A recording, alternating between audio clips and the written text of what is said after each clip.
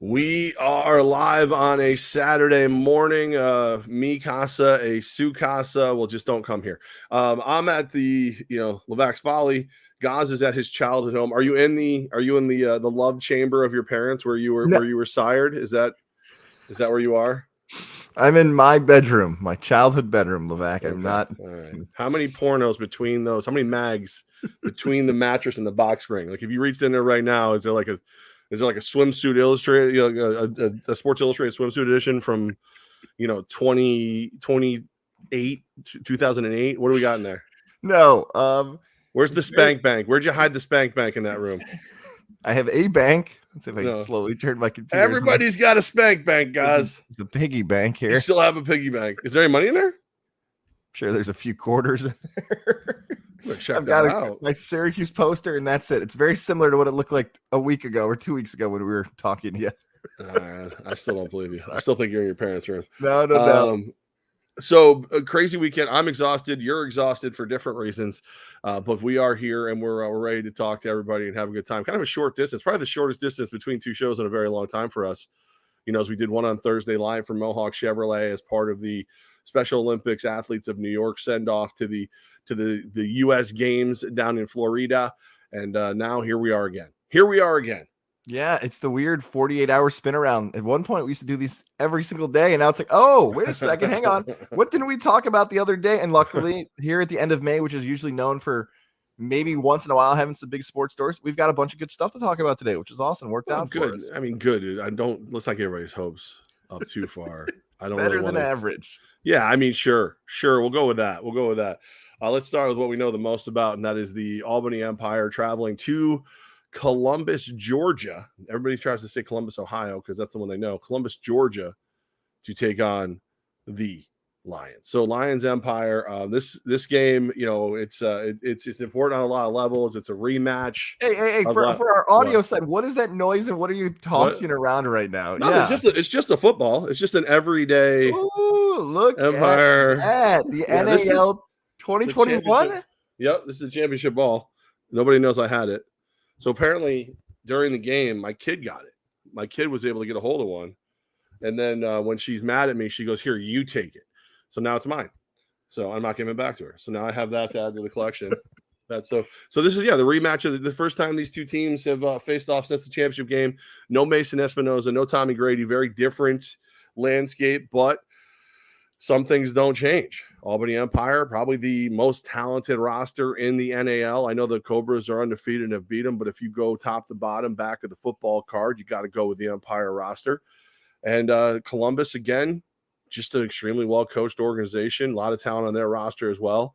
Obviously, I favor our coaching staff, but there's something about the work that Gibson does over there in Columbus where you see Mason Espinosa leave your team right before the season starts. You think that those Lions are going to be put out to pasture, and they're giving everybody a tussle, and they're winning some football games. They're playing better than the preseason expectations post Mason Espinosa, the MVP of last season, all that stuff. So yes, the Lion fan base, the franchise, all that stuff, they are still competitive. They're still good. They're not the preseason favorite. If some people didn't want to put the Empire at 1, which they should have been because they're the reigning defending champions. Undefeated heavyweight, right. All that stuff, but Columbus is still really good. That's exactly right. You nailed it there. I think you're never getting an easy game against Columbus. You're never getting an easy game against them, especially considering what it took to get there. Yes. Wait a second. There's that back pedal. We both went the same way here. Let's sit on that because I didn't even want to make this a storyline, but it's sitting right over the plate for me, so I'm going to take a swing at it. The storyline of the last week game was the travel situation involving Jacksonville and Albany. For those who don't have a map in front of them, the trip to Columbus, Georgia, good, thank you for clarifying, is much more difficult than others. So take us through. Let's take us through the travels here. This is like the Carmen Sandiego style of where in the world is the Albany Empire, Levack? What has happened over the last 24 hours with this team? I think a few things that need to be mentioned right off the rip. Joel and Jason from Yankee Trails, the official carrier of the Albany Empire, may never answer my phone again. But they to the hoops they jump through. So what had happened, there's no such thing as a direct flight from Albany, New York to Columbus, Georgia. You have to go to Atlanta. You have to leave from Newark. You have to do different things to get there. It's just not, it's not a convenient flight, we'll say. So we were up against it all the way through because we're a day short, right? So we were playing Sunday. Normally Sunday is when the guys rest, Monday to get back after it. Monday is a day that, Coach Manas and I will spend, making sure all the travel is where it needs to be. And as far as like when we get there, Mike Corder, the owner, is the one who does all the flights and all that stuff. So we don't have to worry about that because he'll handle it. This one has, it got close. Like to say that the Albany Empire will do whatever it takes to get to a game might be an understatement after yesterday. So we started. Hang on. Close. What do you know what? I don't even want to keep going. I'm sorry. I heard the word close. I'm like, all right, it's a great tease you just gave me already for. Keep going. Sorry. There were a couple times last night where we're like, okay, how do we get there? Like there was a point where Mike Corda was pricing rental vans out of Newark. We got our guys to Newark, and then we were trying to get our guys the rest of the way, and it was a bit treacherous. We left the team left the hotel here. Everybody meets at their one spot. They left there. Yankee Trails picks them up. They took them to Newark because the Albany flights were already messed up. So now Yankee Trails at noon picks up our guys, takes them to Newark. They get into Newark 3 hours before the flight we had booked, which then gets delayed 2 hours. Oh, so we had to change everything from the rip. So now we're headed to Newark. We go to Newark. We got a 5 o'clock flight into Atlanta. Yankee Trails has already hooked it up. They got a bus waiting for us in Atlanta. That's going to get us to Columbus. So we're right. So we're okay. Fine, no big deal. This is fine. This is fine. It's like the dog in the house with us on fire on. It's fine. It's fine. Get to Newark. Supposed to start boarding at like 4:30. The guys are there. I think the guys were all there before 3, or it was whatever. Then we find out it's a 7 o'clock flight. Okay, all right. You know what? Okay, all right. This is all right. We'll make this work. 7 still works. Get a hold of Yankee Trails again. Hey, tell your guy to hang out in Atlanta. We're gonna be a little late. No problem. They got us. I'm like, okay, cool. Easiest part of this trip the entire day was every time something changed, me getting a hold of Joel and Jason at Yankee Trails and them going, dear God, okay. Not 15 minutes later, Mike Corder and I are talking to each other. Mike goes, all right, this is okay. I go, yeah, dude, this is fine. 2 hours later, it's not ideal. The guys get to the hotel a little later than they wanted to, but we'll make it work. Okay, fine. Now it gets delayed another 40 minutes. So now we're instead of leaving from here, we're leaving from Newark. We're supposed to leave at 5. Now we're leaving at 7:40. Gets delayed again. Oh. So at this point now, it's a 9:25 flight from Newark to Atlanta. Yankee Trails waiting for us. The chariot awaits. We're good to go. They finally start boarding at about 9:30, 9:40. Get a picture from inside the plane. I actually sent this picture to you to say, like, oh, the guys are on the plane. There's a medical emergency on the freaking plane.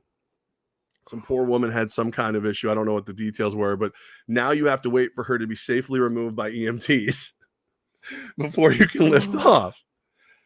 Long story short, I believe our guys made it to the hotel in Columbus sometime after 3 a.m. when they were supposed to be in their rooms, nestled in their beds by 8 p.m. So I have not reached out to any of them this morning. I have not said anything. Oh, by the way, here's another part for you. You know, we made a lot of roster moves this week. Those people had to fly in a separate plane. Those people were able to get on the plane from Albany to DC because we had to fly them Albany, DC to Atlanta. We're going to get them to Atlanta right around the same exact time everybody else gets there. This is perfect. They get delayed in DC like an hour. So they get into Atlanta instead of the original time. Now they're going to get there like 8, 9 o'clock, which again, in the beginning, okay, fine. Everybody's delayed the same amount of time. Whew, this is fine. Those poor people had to sit in the freaking airport for like 3 hours waiting for everybody to get together to get on the bus. No. And I can laugh because I wasn't in it. I know Coach is somewhere going, you keep laughing, fat boy. Keep laughing. There was no less than 65 phone calls last night between pulled it. Yeah, coach. I just saw that comment pop up. Yeah. Pulled into Columbus 4 a.m. on game day. 4 a.m. on game day. And then, coach, and this is what he's been saying straight through. Hey, boys, it can be done. It will be done. And that's get there and get it done. And that's what coach is going to do. That's what our guys are going to do. I'm not going to comment on other organizations and any of that other stuff. I know people are going to try and turn this into me saying this, that, and the other thing. I'm telling you that there was a point last night where I know coach and Mike were on the phone back and forth, and Mike was legitimately seeing how many rental vans he could get out of Newark that the guys would just caravan down to Atlanta to meet up with the bus. Every fan or executive or other team members, whatever it might be, media members, they're probably going to ask the same question we talked about last week of, is there anything in 2023 that the league could do different to avoid this in the future, basically to avoid it. Even hearing those stories that you just told, that all that could happen on a Friday or a Thursday or like the day doesn't matter. Like, oh, if you flew in a day before, okay, so what would stop the delay? What would stop the plane change? All those issues you've just laid out can 100% happen on any other day of the week. It seems as if the way in which these delays have fallen have been the worst possible ways back-to-back weeks in a row. And there's truly nothing you could do. Like, I don't even know, and maybe you guys or the league has felt different about the day travel before. I don't know if there's actually, even because of the world we live in, that would have even helped that much more. Well, here's the deal. In a perfect world, larger budgets for everybody, you fly in Wednesday, Thursday, whatever it is. But then you're talking about room and board for an extra couple of days. You're talking about the team needing another practice facility. You're talking about, a million different details. Not to mention, there are legitimately weeks where somebody has an amazing practice on Thursday and bump themselves into the game day roster. So now instead of traveling 21 people, I'm traveling all 24. It's a lot of things. And if everyone had unlimited income, 100%, it would all be that way. There's been two since I've been involved in the front office. There's been 3 travel situations that could have affected the game. Only one did, but it's definitely something to keep an eye on. Like, maybe the league needs to employ a meteorologist to, like, hey, everybody, just let you know, want to get out on a Thursday this week, looking at some treacherous storm fronts up and down the East Coast. Tim Drawbridge is wondering, I can go play-by-play and I can work in another way in the NAL. This is perfect. Drawbridge is waiting for the call. TD. It's a thing, but like to tell you, the edict was made before the season started. I mean, since the day that I would say Mike and Coach Manas shook hands, we're going to play every game. If we're not there, something went really wrong. So whatever it was going to take to get there, and I feel terrible for Coach, because Coach is one of those.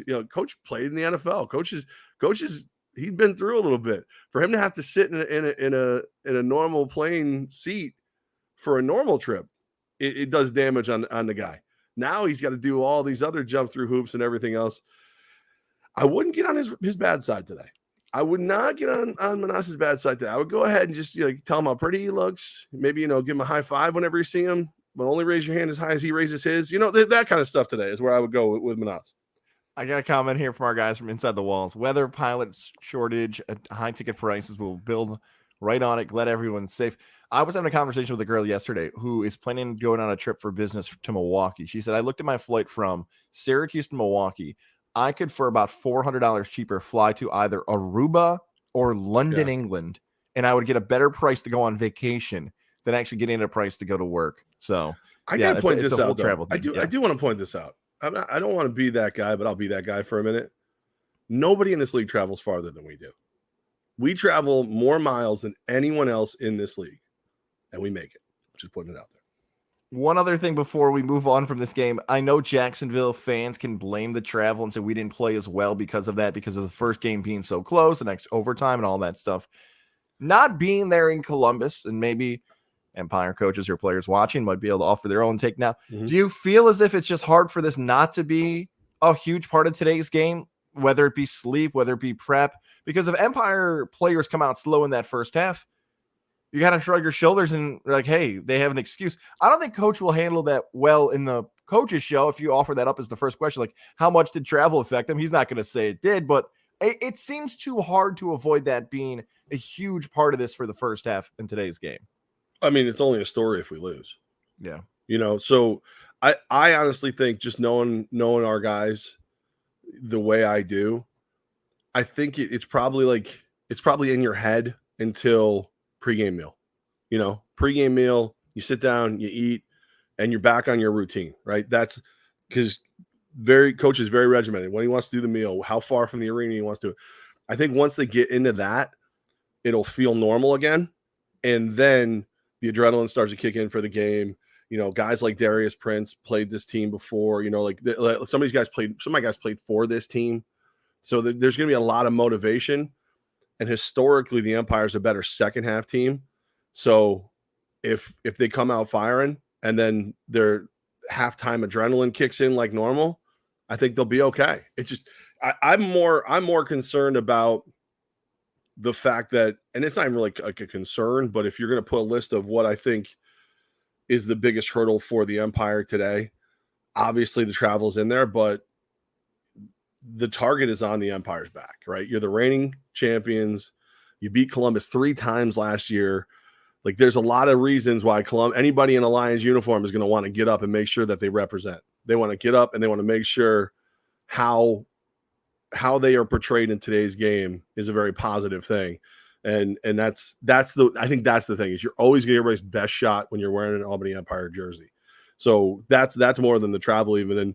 And coach said, nope, not happening. This team learned how to win under any circumstances. Love these guys.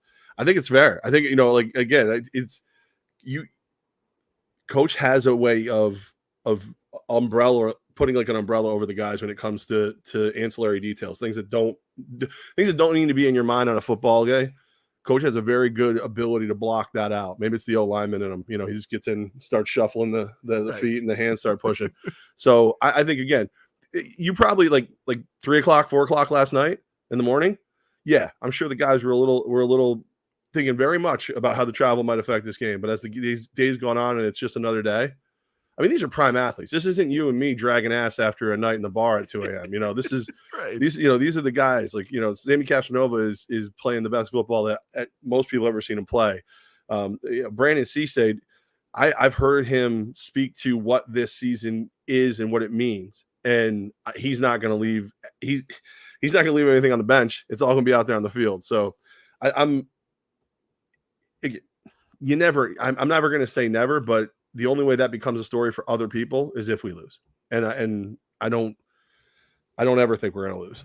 Good luck to the Empire today. They're back at home for that first Saturday in June, back inside MVP Arena. A quick turnaround for the Empire to get back in front of the home crowd of the Capital Region. Excited for them to be back home next Hometown weekend. Heroes. Hometown Heroes. Right. So as usual, kids 12 and under are free. Come on out, support the Empire. That game, that's the Carolina beat us week 1. I want the arena to sound different. I want I want people over at the Palace Theater to be like, we're trying to listen to like pan flute. What are you doing? Like, that's what I want.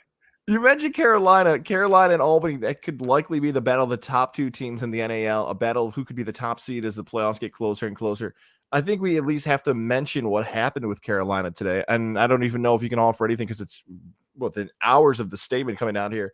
The Carolina Cobras posted a long statement. I think it's just easier if I read this first sentence. The Carolina Cobras would like to respond regarding recent allegations involving a former contributor to the organization, and went on to describe more details. Do you know what's going on with that? Are we allowed to comment on that? Because I have no idea either. Okay. I honestly haven't heard anything yet. I haven't heard a thing. Oh, sorry. Let me pivot back real quick because I could just visualize this and then we'll get into the serious stuff. Coach Menash just posted truly remarkable guys. 3 a.m. baggage claim. Haig yelling game day so the whole airport could hear. Awesome moment. Nick Haig is that's the thing. Can you imagine being out there on the field and like you miss a tackle or whatever and you go, oh, I'm just so tired because we were at the airport at 3 a.m. and saying that to Nick Haig. I wouldn't say that to Nick King. No, I wouldn't do that. No. No. So yeah, the statement from the Carolina Cobras, relatively vague, says that it's a contributor, somebody they've already parted ways with. I don't have the full details on it yet. I do think it's almost lazy to sit there and try to blame an organization, especially when you don't know the details yet. I think it's good of them to put a statement out right away once whatever's going on. I'm going to look into it a little bit, but it'll suck if that becomes one of the narratives for them this year, whatever this situation is. And they say a contributor to the team. Is it like an assistant coach? Is it, is it a media member? Who knows? But with how well they're playing right now, if the story becomes this one individual that did whatever they did, that'll suck, because they played really, really good football to this point. And, looking forward to watching our guys beat them on June 4th at MVP. But I want that to be the story, is that the Empire get their revenge on June 4th, not, oh, I can't believe what's going on in Carolina. Yes, that's exactly it. That if we're going to see a matchup between the top two teams, we want the play on the field to be what we're talking about when we preview that game next week. I'm just how about this? Nick Hague screaming game day through like a relatively empty airport. Right. That's the first story I've heard of this trip where I'm like, damn, I wish I was there. Everything else, I'm like, Coach, I feel terrible. I'm sitting there like, thank God I'm not on that flight. I want to ask you about a big game that was played last night that's set up for another huge game this weekend. But before, we got to give love to Mohawk Honda, Mohawk Chevrolet, the whole Mohawk family. What an awesome event you and I get to be a part of on Thursday, honoring the Special Olympic athletes. They're getting ready to compete and have a big representation of not just Capital Region, but upstate New York. They're doing some awesome stuff. And now this weekend, especially, stop in. Well, combine it, Mohawk Honda or Mohawk Chevrolet, people that you can trust during the car buying experience. Get yourself a new ride with those summer road trips on the way and those gas prices going up and up. Make sure the vehicle that you get into fits your lifestyle, your budget, and more. And drive more. You don't want to fly. Yes, and be comfortable in your vehicle, man. There's so many people that get somebody in there like, I can't move. I'm all crunched in. I got a seat like that. No. Get a new car, stop over to Mohawk Honda, had a smooth ride back to Syracuse here for the wedding this weekend. Levack loves his vehicle as well. We love the team at Mohawk Honda. Everybody from Andy Goucher to Greg Johnson, Cam McGinna, Brian McGinna, Kurt, man, we can family. Run. That's right. We could run through the list of people that we love working with. It was so much fun seeing everybody on Thursday. Stop in this weekend. Mohawk Honda, Mohawk Chevrolet. They always go out of their way to please you. True story. That is a true story. I got to text back and forth with some of the guys, Nate and Andy and everybody and Kirk. I love Kirk. Kirk is like a diehard Honda guy, but every time I see him over at Mohawk Chevy, I have to give him like, it's because there is like a sibling rivalry between Chevy and Honda, which makes sense when you really think about it. But like most of us, we go, oh, Mohawk. It's all, it's all the same till. No. There's like every once in a while, I'll start talking smack to like Lindsey Harrod and like, yeah, well, I would consider a Honda, but I just get treated so well at Chevy. And it's like, you see the smoke come out of the ears because, I've never been treated poorly at either of those places, but it's just fun to get them going, just to start a little trouble. All right. What do you want to do now? You want to talk about? We got Game 7 coming up on Sunday, the Eastern Conference Finals, the Celtics and the Heat. Levack, we've talked about it a bunch. We're going to keep doing it until the storyline ends of the Celtics. Your future wager, we thought Boston would be the team. They still can be the team, but yeah. I'm very happy I did not wager on this game yesterday. You would have won C's? Oh, I would have got crushed. I almost live bet them in the third quarter where they started to really kind of show that they looked like the Celtics for a little bit. And then I was like, I got called away to do other things like, talk to Yankee Trails. Thank God for them. And I didn't do it, thank God. But that game was at home in Boston to close it out. And they're a 7-point favorite. You're thinking, okay. So even though the series itself has been close, by the end of the final whistle, there have been double-digit victories across the board. Okay, everyone thinks the game's going to be close. It's the top seed in the East. Boston has a huge spread and moved from 7 to 8.5. They're like, okay, maybe Tyler Hero gets hurt. Maybe somebody's not 100% for the Heat. This is going to be blowout city for the Celtics. And I'm like, all right, you know what? Maybe I'm going to wager. Didn't get a chance to do it. And I'm watching the end of that game thinking, oh, boy, I'll just buy a few more beers here. This is where this money would have gone if I had wagered on this game. You know what I like about Miami, too? I'd like this quote. Some guy who was drunk at the bar last night in the wedding rehearsal was like, they got dogs, guys. And I'm like, you know what? You sitting here for hours just made a very good point. Jimmy Butler's a dog.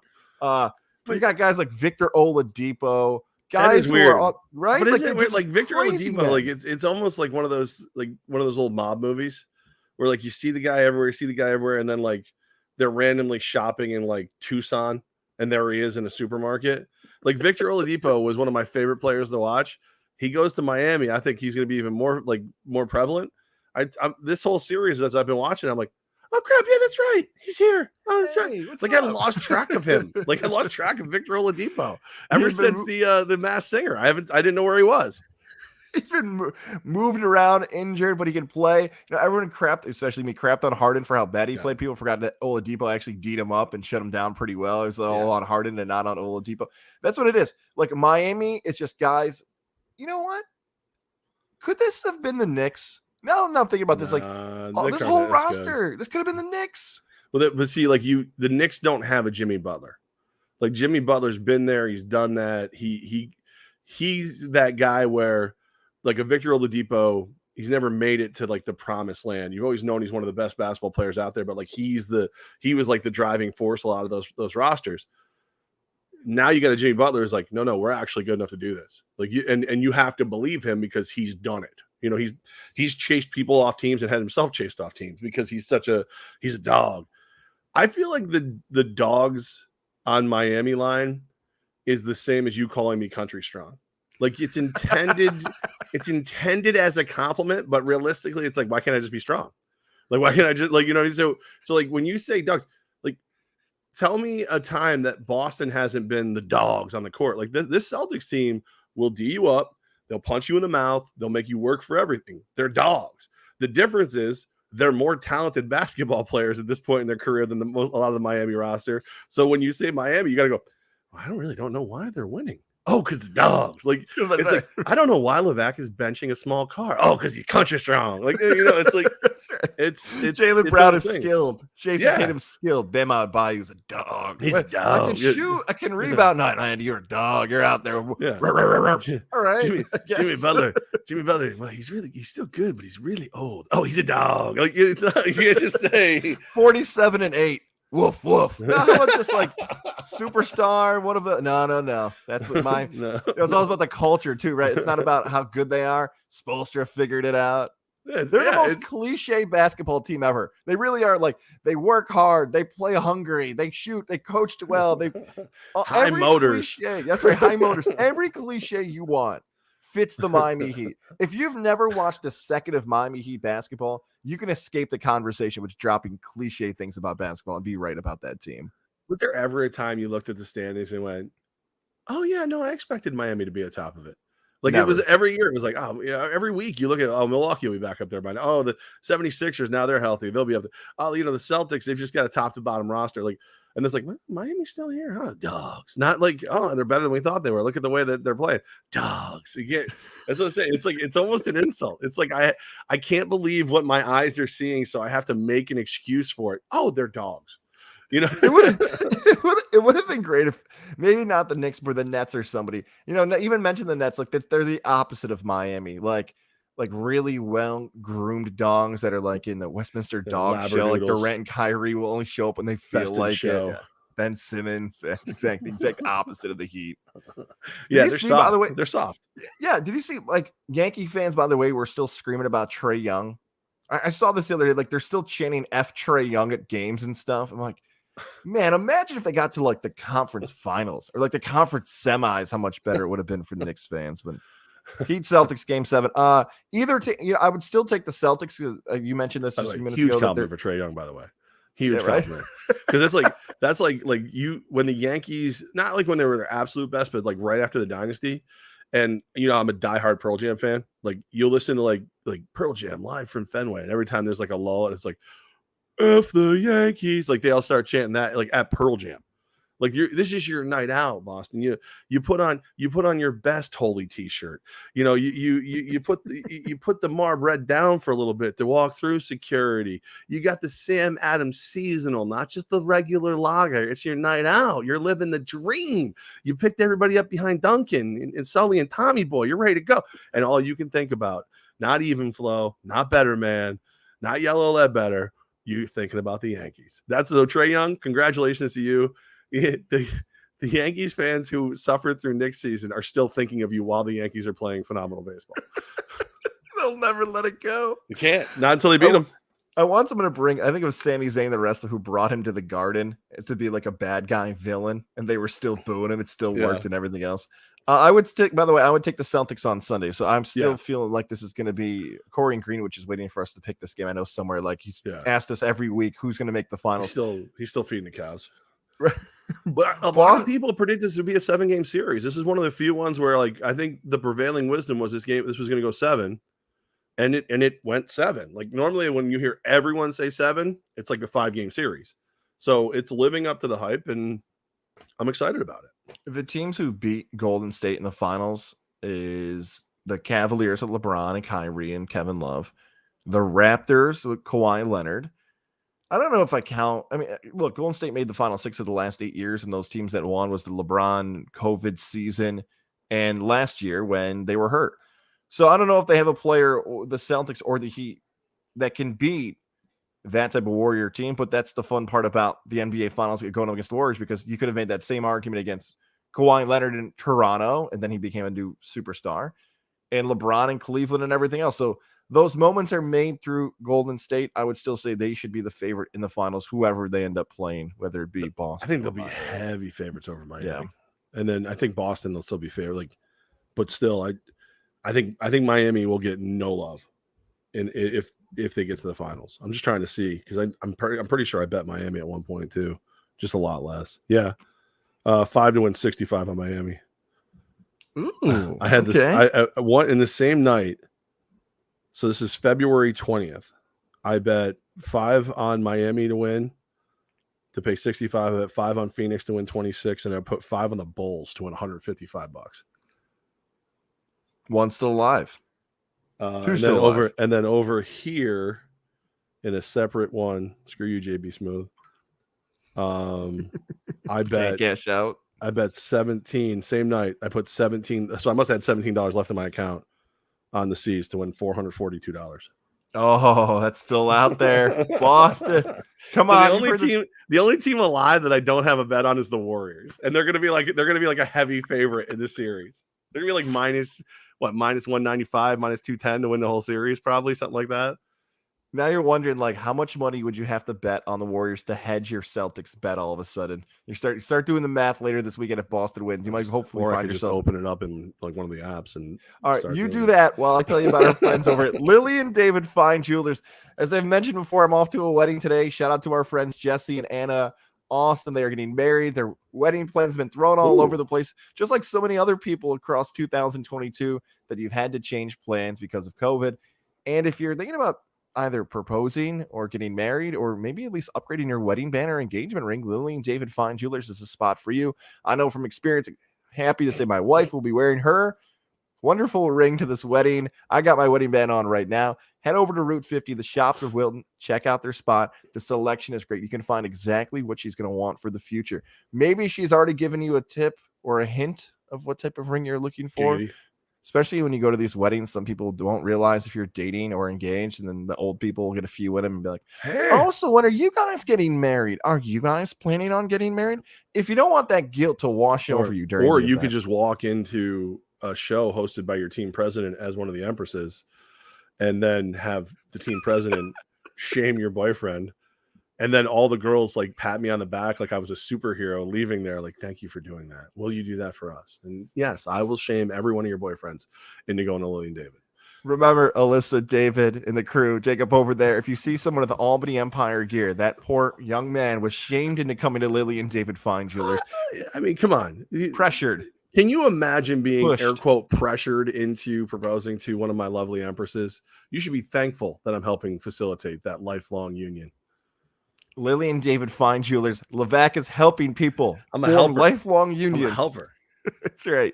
Stop in this weekend. Grab the engagement ring, the wedding band, whatever it might be. Say what's up to Alyssa and David Forrest. Lily and David Fine Jewelers. Route 50, Shops of Wilton. You heard about the story from right here. Levack and Goz. Oh, I can't get over this story. I'm glad you just hit the banner, because even when you and I, before we hit the microphones on, I'm like, what is happening? Our guy Sean Martin over at M&M across the board in Pugsley said, can I get somebody to talk about this fantasy story? And I'm just like, this is picking up steam like crazy this morning. Levack, I'm going to read the details because there's still more coming out here. That Major League Baseball is investigating your guy, Tommy Pham. Can you say it one more time? What up, fam? Yeah, I knew you knew what I was going to mention there. We did so many pregame shows that you already knew exactly what I meant. And Jock Peterson, by the way, after the Reds 5-1 victory, that there was an altercation between the two, that Pham confronted Peterson and smacked him in the face. And the pair had to be separated. This involves a fantasy football beef. Peterson said, quote, I sent a screenshot of the rules of our fantasy football league, how it says that if a player is ruled out, you're allowed to put him on the IR, and that's all I was doing. He literally did the same thing. That was basically all of it. There was some type of miscommunication involving a San Francisco 49er running back, and because of that, a physical altercation took place. What do you make of a fight involving Major League Baseball players in fantasy football? I'm with Buster only on this one. Buster pointed out, he's like, the fact that Jock Peterson kept a straight face for 3 minutes while explaining how this entire thing was over fantasy football. And like, he gets into, like, if you haven't seen the video, it's on Twitter. He gets into great detail. He's like, well, turns out Pham was in one league where Wilson was on the IR, but he was out in the other. And I said, that's the same thing I did. And then he got really upset, but that was like a while. Then he just keeps going, like great detail, the whole thing. And Buster's like, the fact that he keep a straight face for that entire time is amazing. Like, I think it is about something completely different. I think it has nothing to do with fantasy football. I think this is Jock Peterson having a great time at media's expense. I mean, come on. If we don't fight over fantasy football in, like, you know, the Godzilla League where we draft at Hooters over copious amounts of beer and Rumpelman shots, I can't imagine months and months later Tommy Pham is walking up and slapping Jock Peterson in the face over whether or not he used the IR appropriately on 1 week. Come on. So bizarre. I wish it was true. I wish it was true. But what are we in? We're in mid to late May. We're in late May. We're in late May. Fantasy football ended in January. Yeah, December, January. Right. Yeah. And this is the first time he's had a chance to confront him over how he used an IR spot on 1 week. Come on, man. Maybe, Buster, in your media senses are tingling that there's like code and this is really being hidden by something, because the one quote that made me think about this differently was when Peterson said violence isn't the answer. I'm like, now you're being sarcastic. All right, now it's sarcastic the whole time. I think this is clear. If I had guessed, this is over a woman, right? I mean, that's because what makes you walk up to somebody in pregame and smack him in the face, and not even punch him? He slapped him. Hey, you did something. I'm going to take your manhood. I'm gonna keep slap your you. Name out my mouth. I'm betting female. I'm betting it's a female. And Jock Peterson's like, you know what? If I'm going to be embarrassed by this stupid situation, I'm going to have fun with it. And he just sat there and made up the goofiest, stupid story, and people ran with it and are going crazy. I kind of hope it's a Will Smith thing now. Now thinking about the whole thing, I hope it's a combination of a woman, or it was a joke, like you said, that, all right, how easily can we manipulate the media? All right, pick a random player, Jeff Wilson from the, right. It's not like they pick like Christian on the McCaffrey. IR. Right. I would love if it was like, you know how great it would be if it was like every time Peterson saw Pham, he's like, what up, Pham? And it just annoyed him finally when he slapped him in the face. Like Jackie Robinson with Anderson and Donaldson. Right. Well, maybe that's what it is. Maybe they're both friends with Donaldson and they're like, hey, can we just do this to get Josh off the hot seat for a little while? While Josh is on a phantom IR right now for himself too. And I don't see any like money situations or prizes, and maybe they can't because it's technically illegal, that they can't say why this would actually be a big beef. This feels a lot different too than the Geno Smith, Ike Ankenpale, or other locker room beefs. Like a lot of locker room beefs we've heard is that somebody didn't pay somebody a bet or a wager. I'm, at least from the reports and the tweets and everything else I've seen today, I have not seen anything about money or some type of prize changing hands or something. So that's why it feels less and less likely that I'm talking this out with you now. Yeah. Right. I said, what would make you walk up and slap someone in the face? Like, what's the alopecia joke? Too no, easy. But I mean, for you, actually, you know what? Yes. Because what was that really about? You disrespected my woman. I'm telling you, like a slap too, not a punch, Punch is rage. Slap is a lot of times slaps are calculated when it comes to men. Like it's like I'm gonna slap you in the face. Yeah, I don't want to punch you because I don't want to go to jail for assault, but which you still could for a slap. But it's like a lot of guys, like they don't want. Can you imagine sitting on the stand and then what happened? He slapped me. Wait, slapped you? We're sitting here because you got slapped. Like a lot of guys, like macho men, they're not going to complain about being slapped. They're going to look at their friends and be like, what the hell happened? They're not going to go press charges over a slap. They're going to make up a fantasy football story. I'm betting this is about a woman. That's my money. That's where my money's going. I would say it's probably family. Probably family the only way I'd slap somebody or hit somebody. Right. I've been if somebody says something disrespectful about Jordan or Rex, it would have to be really because you have a really good temper when it comes to that kind of stuff. But or tell you that you're not good at radio, and then you're like, ah! But I've read my tweets. I know I don't think I've slapped anybody because of that. But the thing about they're Jordan, not brave enough to do it in front of you. Yeah, that's right. I would say that even like the wife stuff, that's the advantage of having somebody who's 6 foot tall that you're married to. Like no one really messed with her. There's other women at a bar, like some guy would grab somebody's ass and like she didn't think the girl did it. Seeing somebody 6 foot tall, like she actually might swing at you. So it's like, all right, I'm not messing with her, which has been a benefit. Yeah, like you said, yeah, those are the things that would probably be the most slapping. Not fantasy football though. No, not fantasy football. Probably the most disrespectful thing said about your wife is from me saying that you're my children. So that was before I even knew she was pregnant, though. My wife is not pregnant right now. Okay? I know. I'm gonna start that rumor anyway. Well, no, because when she was pregnant with Rex, I used to say to her like every day you leave, I'm like, all right, say hi to your wife and my kids. And and all of a sudden you start getting quieter about it. I'm like, oh crap, he's like finally upset. No, you just didn't want to break and tell me that you were actually having a kid. My wife's not drinking at the wedding today, and you could just see like faces like, why? I feel for girls. I feel for them. Like you might be whatever. Wait, breastfeeding. She made the proclamation in advance. She's not. No. There was no proclamation made. She just is driving. It's Memorial Day weekend. Everybody's being safe. Like we're trying to figure out like who's Uber and who's driving, who's there. So she's like, no, you know what? I'll drive. Like, I'm not drinking this weekend. Or like, all right. But like when you have a kid and you're not drinking, everyone's like, oh, really? You're not? Right. Well, how many weeks are you? Well, especially when she's got 52 crazy sisters that half of them work in Vegas as like doing bottle service and stuff. Like they're probably sitting there going, why won't you support my industry? What's wrong with you? I thought you loved me. No, but anytime a woman makes that statement. Well, anytime anybody in our circle, guys, like, can you imagine if like we were all going to a wedding and like Boston Dan's like, yeah, I'm just not drinking this weekend. We'd be like, dude, what's up? How's the health? What's going on? The wife mad at you? Like, it's not okay to go, no, I just don't feel like drinking. I remember I used to do that all the time. People were like, but come on. And like all of a sudden there's bottles and shots showing up and everything. It's like, all right, fine. All right, wheel me up. Let's go. Like when somebody makes the proclamation for whatever reason, they're not going to drink at a big event. Everybody goes, the radar goes up. Like, what's going on? What's up with Jordan? Yeah. What's are you okay? Is Velociraptor coming? Like, what's the name? Like, what's that's right. Velociraptor Kozlowski's on the way. You know what though? Of all events, not to glorify, your third kid be named Triceratops because of the tri part. He actually does know what a Triceratops is. I'm very proud of him. I feel like that might be one of the worst events as you grow up as an adult and not drink at is a wedding. Oh yeah, to tolerate because like nonsense. Everybody around you is having a great time and that's fine. Like that's like the bar scene. But I'm talking like an isolated event, like a graduation party, a wedding.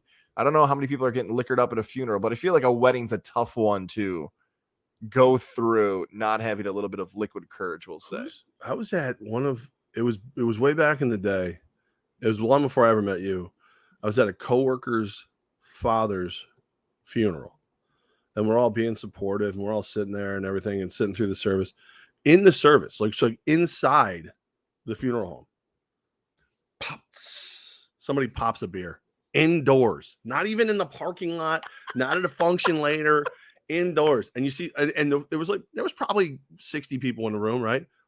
I think 2 went, what the hell was that? And it was like, but everybody else is just going. I'm like, oh, that's how this family gets down. Okay, all right, I see you.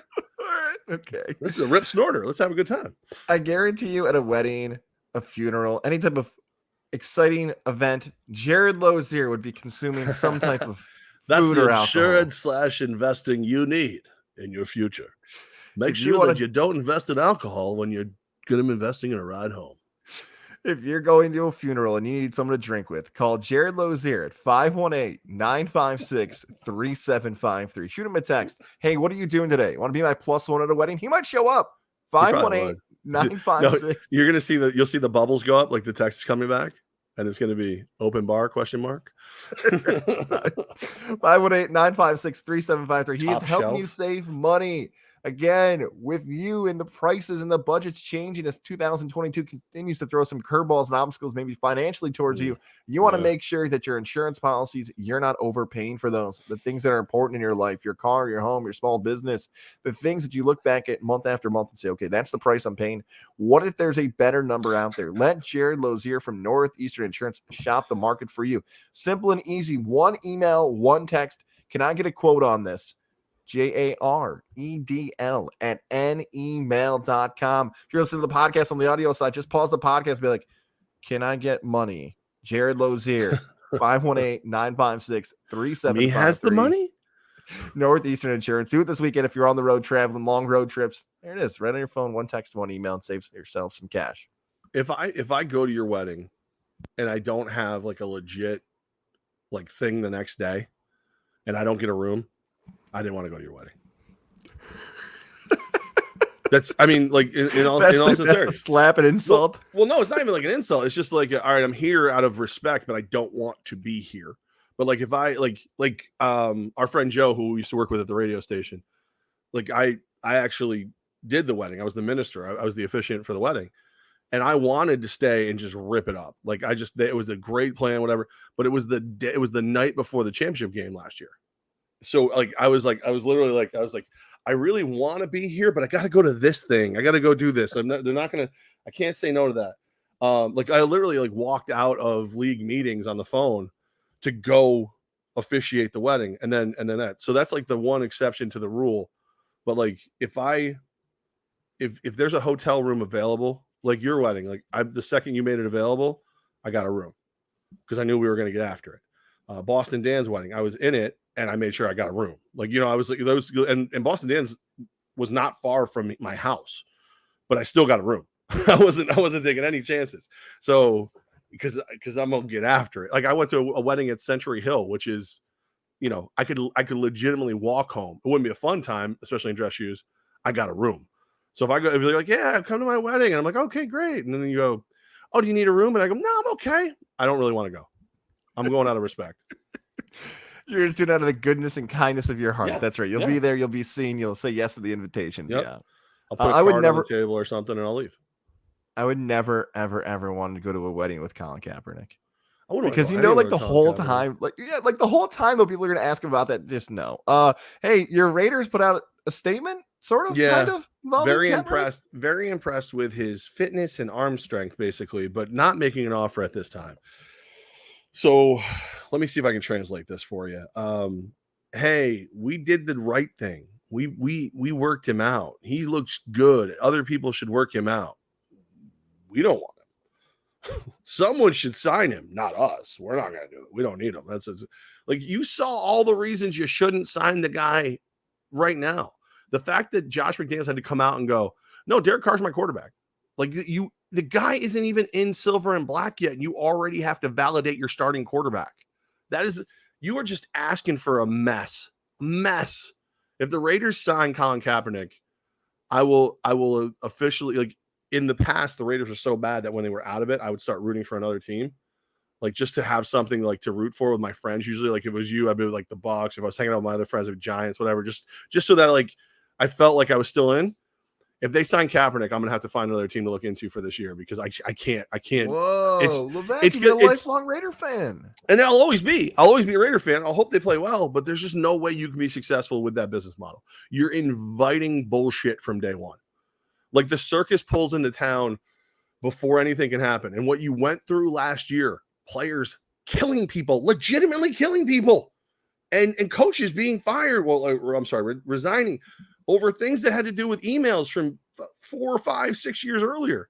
And you made it through and you still made the playoffs. To invite that kind of chaos into your locker room tells me you don't believe in yourself because you're just trying to sell tickets. It's like The Bachelor. You ever hear the quote, like, "Are you here for the right reasons? What are your true intentions?" I hate to use a Bachelor comparison to Colin Kaepernick, but I feel like those two questions are really interesting with your organization. And you've mentioned some of the things that have happened over the last year of how, whether it be fans or the public perception, media, whatever, views the Las Vegas Raiders, that they needed a win. This is going to be a weird comparison, but I think you're going to know what I mean by this.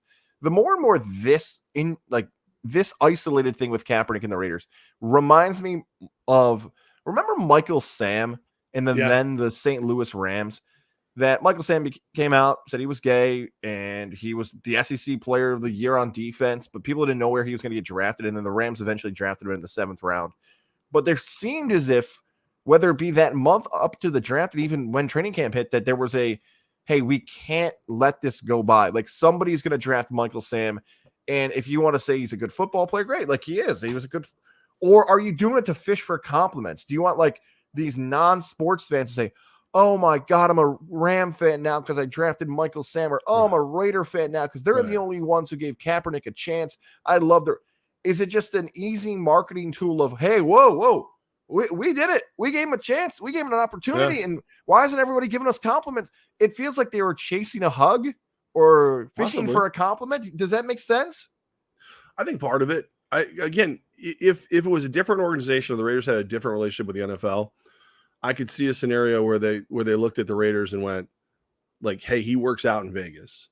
If you give him a workout, and we don't even have to be there, like the actual shield does not have to be there. It's represented because you're there. That takes a lot of heat off everybody. Would you do it? I could see that. But again, the Raiders don't have that relationship with the NFL.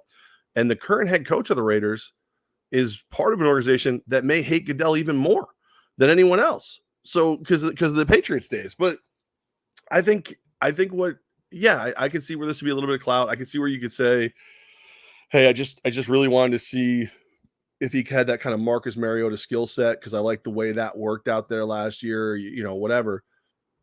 But it just feels dumb. It feels like you're inviting the circus to town and it's not time for 3 rings. You brought up Michael Sam. The Raiders were part of something interesting last year. It worked out for them. But every report I saw was that Nassib, they were going to get rid of Carl Nassib. He came out and then they kept him on the roster. Actually, it was funny. You see the list of like potential free agents on the Raiders roster. He was on it. He came out publicly. He was taken off of it. He played very, very well last year too. Like he earned his spot as a football player. So I think, like, if anything, the Raiders lucked out because they probably were going to move on from him. And then they were like, well, I don't want that. I don't want to deal with that press. And then it turned out like he balled. Like, he played really, really well. So it worked out for them. But would Nassib have been on that Raiders roster had he not come out before the season? Worked out great. Worked out great, but you might have got lucky on that one.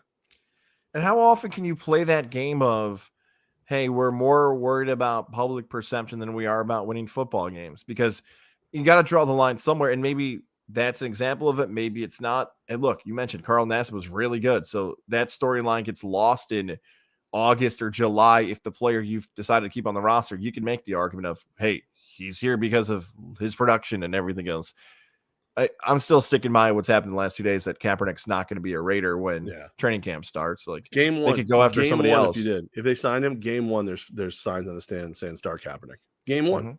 Derek Carr hasn't even had a chance to show you that he could be a Pro Bowl, MVP candidate like we all think he's going to be based on what they're putting around him. But you would have people out there starting the Kaepernick nonsense from game one. And you just don't need that. It's just stupid.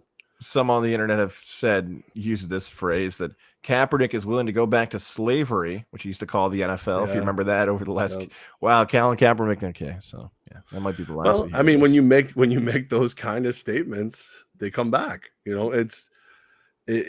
obviously I'm not going to speak to how that works because I just don't, I'm not. It doesn't make sense. It doesn't make sense. And it's a mud pit I just don't want to get into. That's just a mud pit I don't want to get into. But it's one of those ones that always piques my ear up. It's like, well, your definition of slavery right now means everybody who works for a living is a slave. Okay. Like, hey, if that's what you think, well, you do your thing. I'm more than happy to cut your paycheck. I receive, not cut. I don't want to pay that to anybody, but more than happy to take it. I'll take that paycheck tomorrow. Call me whatever you want. Let's talk about baseball. How about Ohtani and Donaldson, huh? I know that's a weird combination. Both those guys are going to the DL. Is that a huge impact? That shoulder issue? Josh Donaldson, Yankee. What? Isn't it the IL, sir? Oh my goodness! If I had the button in front of me, put some money in that piggy bank. That's the fine jar. Yep. Sorry, injured list. The Donaldson time is very interesting. Like you're going through all this stuff with the Jackie stuff and everything. It's like he's not a brand new player, so sure there's bumps, there's bruises. Part of me almost wonders if the Yankees are just like, dude, just go sit down for a little bit. Just you can't believe your shoulder's acting up or your knee or your ankle or your right nostril, whatever. Just go sit down for a little bit. This is stupid. I made the graphic as Ohtani or Donaldson because you and I have had many a conversation about Shohei Ohtani, as you like to call him, the circus freak.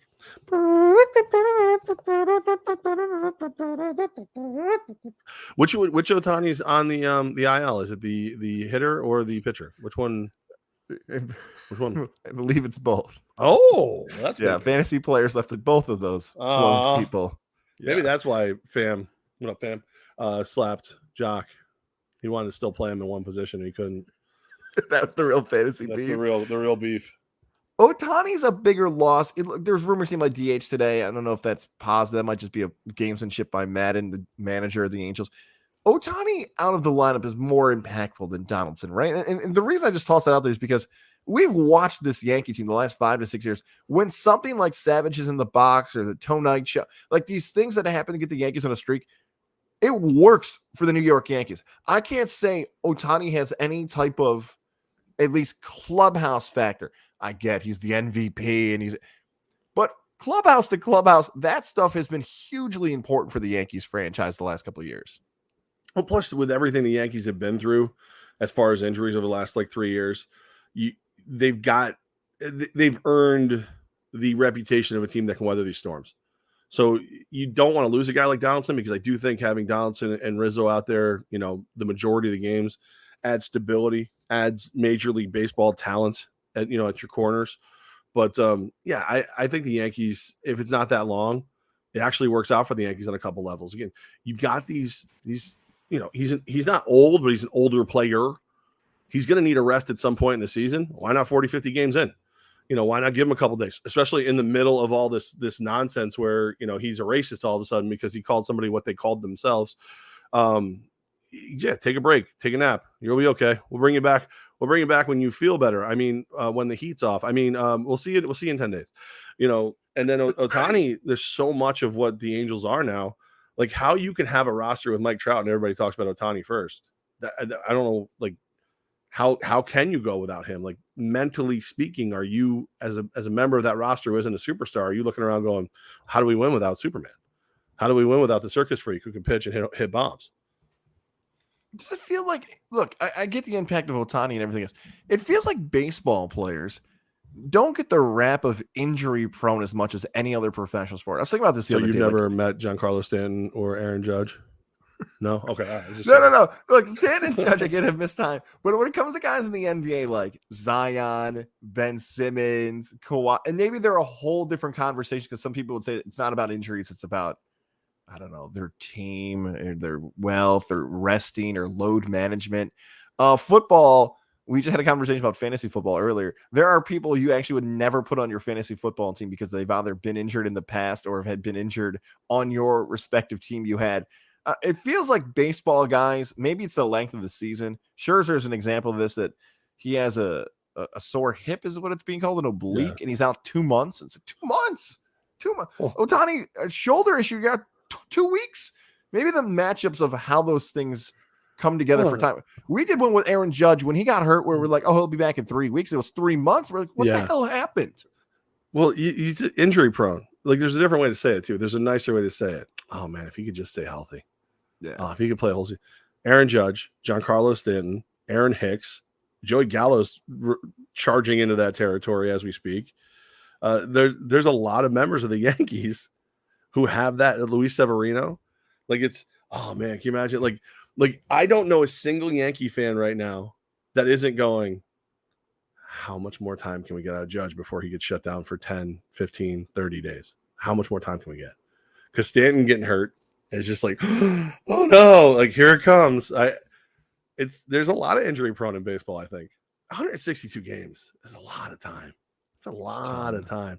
I almost feel like sometimes these 10-day ILs are used simply to like get the rest. Like, oh, you don't feel great? Okay, go sit down. All right, yeah, I'll take a game off, coach. No. You're taking 10 days, buddy. You've got an impingement. You got a loose body. When we watched baseball, we had Ripken out there playing every day. And Garrick, those guys didn't miss time for their strained hips. John Mattingly once ripped his own arm off to hit a single and stayed in the game. It was amazing. They were men. Don't even get me started on Babe Ruth. Babe Ruth once had a hemorrhoid the size of Rhode Island, and he stayed in the game. 3 a.m. bus trips. We played at 3 a.m. Please don't bring up 3 a.m. bus trips right now. Please, right. Please, because the Albany Empire actually have they can say that, and it's real. It's a real thing. Levack, we flew through this show. We absolutely flew through these topics. I got nothing left on my menu here. I mean, is there any kind of Q&A you want to do? Is there any? I had a comment. Yeah, I got a few here. Right. Matt, our guy Matt Woods, are you guys going to be talking about the Premier League in soccer on today's show? We just did. Thanks, Woods. He's an idiot. See, I have the good Matt Woods. I have the Matt Woods that everybody wants. Like if you redid the movie Twins with Arnold Schwarzenegger and Danny DeVito, I now have the Schwarzenegger Woods. We used to have the DeVito Woods. That's right. That's exactly right. No Premier League talk. Here's our guy Tom Gross. Yeah. With how the first 6 games have gone, who do you see winning Game 7 and losing to the Warriors? Go Empire, get the W. Yeah, I would still say the Celtics. Celtics win. I'm not sure the Celtics lose to the Warriors. I don't know. You talk about injury prone. How about that Warrior squad? They look healthy right now, but there's a lot of guys who like to spend a little time on the old IL over there too. So you lose a Clay for a couple games, a little Draymond here, Steph. Yeah. I like that. I hope it's a good series. I do. I got a couple other ones on here where they're very so on brand. Like DJ's clearly fishing for another "Is Texas back?" We're not doing that. All right, DJ, you've been overusing it now to get on the show, and it's working. But I'm not bringing you back on. Anna wrote in, I didn't know your mom was a veterinarian. I go, she's not. She's a vegetarian. No, she's not either. All right, these don't even make sense that are on here. Who's coming for you with that crap? I know, man. That's all I really think is worth talking about on the show. AKA Goz wants to take a shower and start drinking for today's wedding. What time does the wedding start? 5. I've got I gotta be at the house at 1:00 for pictures and all that nonsense. Oh, you're in the wedding? Yes, groomsmen. Ooh, what's the colors you gotta wear today? Funny you mentioned that, Levack. We were not told until 2 days ago. So usually like you go and get like you get like the suit fitting situation, right? You go for the try on, all that stuff. Everyone wears the same stuff. Jesse just basically said, wear a black suit and a white shirt and I'll give you a tie. Okay. I guess. That's all right. Have you ever done the online one yet? No, I thought that was just for the ladies. I thought it was just for the women. It's like, it probably wouldn't be as bad for you. I know you look at this and you go, that guy can shop off the rack because he's just got a great body. Great big body. I'm sorry. I almost had a mental breakdown doing the online sizing for one of my friends' weddings. So I was a groomsman, and they you fill out a questionnaire. Like they don't even actually put down like sizes. It's not like they send you a tape measure and you measure it. It's like, where are you this? What did you do? What size do you wear this? You go through the whole thing, and then they send you the suit. And I go to put it on the first time, and I'm not lying to you. Like I couldn't even get I couldn't even button the damn thing, like not even close to button. So I send back, I send back. By the time this crap was done, I had 4 full fucking suits at my house that I had to ship back. Like they send you the shipping and all that stuff. It's all part of the price. But like, as much as I hate being fitted, like when we did Boston Dan's wedding, like we went together, like a bunch of us went and we all got fitted together. It was great. It was a good time. It was like a bonding. We had a couple beverages afterwards under the orange roof. This was like the most obnoxious thing. Like, fortunately for once, it wasn't one of those things where, oh, it's here, I'll deal with it later. I went and tried it on the second it got here because if I had tried to, I would have showed up looking like the Incredible Hulk post change because none of the clothes fit. It was so obnoxious. It was so obnoxious. If you have anybody in your wedding who's a larger human, don't do the online stuff. Okay, just don't do it. Just go to the store. Let them fit do it. Just do it. Or send them. Be like, hey, everybody else is getting this because they're off the rack shoppers. Meet me at the Men's Warehouse today, and they're gonna then we'll send your measurements. Like just don't do that. It's hard enough living fat. It's more difficult wearing fat when you got to try on online order suits. It was just a crap show. That's very good advice. Thank you. There it is. There it is. I was like, I got nothing else to say. That's very good. Make sure you cheer on the Empire tonight, guys. You gonna be able to see the game, or is it sneak some YouTube somewhere in the wedding? I got the replay on Sunday, so I'll be watching it probably Sunday afternoon. I'll be checking my phone for updates, social media stuff, and all of that. So enjoy the broadcast on the YouTube side on Saturday. Tuesday, the Coaches Show, the Albany Empire Coaches Show, live on the Albany Empire social media platform. Or you can just come hang out with us at Sea Smoke Waterfront Grill, Starbuck Island. What a place, beautiful. Man! Beautiful I saw place. You guys too. Beautiful. It's a hidden gem. I can't believe how awesome that is, especially the summer coming up. Oh, I can't believe they let us in. That's how nice it is.